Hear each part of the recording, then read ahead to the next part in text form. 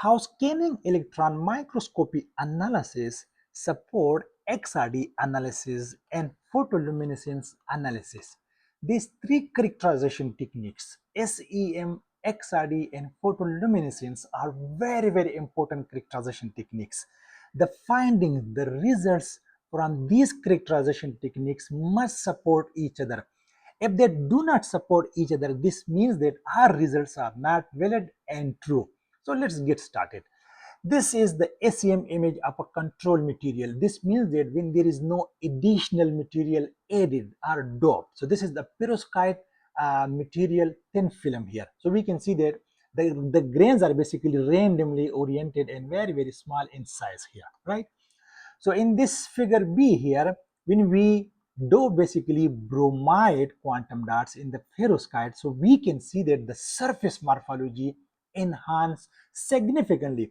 So how you have to write about these images in the paper? Now I am explaining to you. So you can simply say that upon introduction of bromide quantum dots into the perovskite, the crystallinity or the morphology enhance significantly, or you can say like that, that the grain sizes increases significantly. So this is how you interpret the detail here, because we see that the grain sizes increases significantly. Now let's see here, when we dope the iodide quantum dots in the perovskite, so the morphology further enhanced. We can see that the grain size significantly enlarged. You see? So this is how this additional iodide or bromide modified the surface morphology. So we can clearly see that the grain sizes increases. So mostly in the paper we have to write about the grain sizes. The grain sizes when we want to interpret the SEM graphs. Very good. Now these results must reflect in XRD and photoluminescence. In the discussion part of the research paper, these results must follow each other.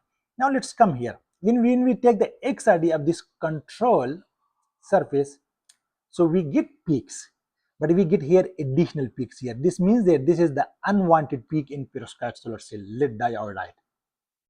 And secondly, we got peaks here at these two main position here, these two peaks, 002 and 001 here, and this one is also 111, right? So what happened when we add bromide to the film? So we can see that this peak disappear here, because it's unwanted peak here. This peak disappear, and additionally the peak intensity enhance. Why? Because here we have large grain sizes is compared to the control structure. So the crystallinity increase here, it is reflected here in this graph here. But the important thing is this bromide or this iodide does not change the crystal structure of the perovskite. How? Can you answer this?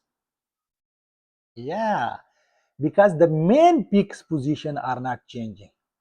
This is the main peak position, it's not changing. And we know that the 2 theta value basically give us the crystal structure. We know from Bragg's law, the 2 theta value give us the crystal structure. So this means that the main peak position at x-axis, the 2 theta is not changing. So this bromide and iodide basically not disturbing the crystal structure of the perovskite. Now when we take the XRD of this sample C, this means that the iodide doped perovskite, so we can see that again that extra peak remove, but we get substantial increase in the peak intensity because we have very large grain size. Now these two data support each other very well. Now let's come to the photoluminescence. But before this, let me tell you what is photoluminescence.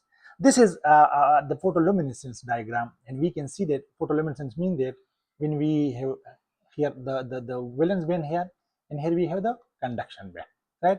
So when we shine photon on the material, so the electron excite to the higher level.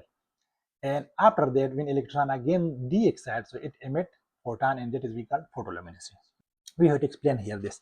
So this means that now the crystallinity of this iodide doped perovskite increase significantly. So this means that there are less defects. This means this in this case less defects. Less defects. So this must give us very high photoluminescence. Yes, in this is, you see the results are valid here. This blue, the blue one is basically here. So these three results support each other.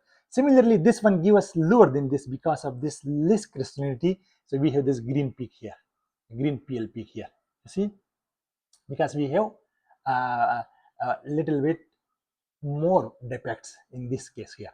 But in control and pure perovskite, there are a lot of defects because we know from this scavenger here, this lead diodide is here. So these are kind of defects, you can say. So in control structure, we have very less photoluminescence peak here. But I just want to mention that this is for thin film, if you make, if you, for example, if you talk about the device, full device or the full device, so this red is good because there is a more quenching. So that I will explain in the next video. But so far we are talking about the thin film. So for thin film, more crystallinity mean higher the photoluminescence peak. Less crystallinity or more defects mean lower the uh, lower the PL peaks, because we explain here, if we have defects here, so we will not get these emitted photons. For example, if we have more defects here, so the electron will not recombine with the hole and we will not get this field here. And if we have good crystallinity of the material, good crystalline material, and if we do not have any defects, so this means that most of the electron will recombine with the holes and we will get more photons. So this means that more photons mean the intensity is higher. Yes. So this is how these three characterization techniques must support each other. So I basically took these images from this paper. This is this paper here. Yeah. This is the paper here. I took the data. So I took all these images from this important paper, nano micro later. These are the SEM, XRD, and photoluminescence images published under the license 4.0. Yeah. Thanks for watching.